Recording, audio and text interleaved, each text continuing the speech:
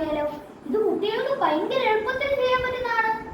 അതിനുവേണ്ടി ഒരു തൊലി കളഞ്ഞ കട്ട് ചെയ്ത മാങ്ങായും 2 വലിയ സ്പൂൺ പഞ്ചസാരയും 1 ഗ്ലാസ് തിളപ്പിച്ചാറിയ പാലും ഇതിന് ആവശ്യമുണ്ട്. നമുക്കുണ്ടാക്കിയാലോ?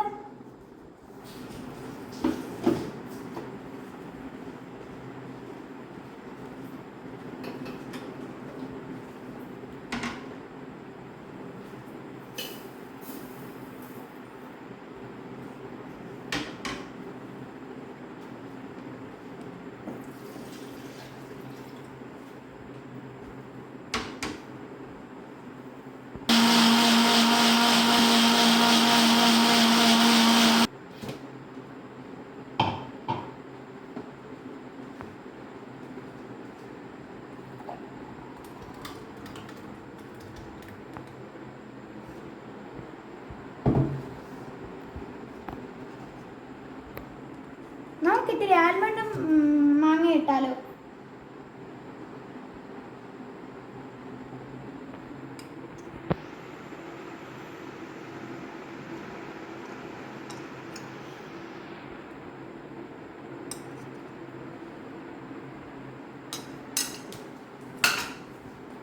ഇത് വേണമെങ്കിൽ ഫ്രിഡ്ജ് വെച്ചും അല്ലാതെ നമുക്ക് കുടിക്കാം.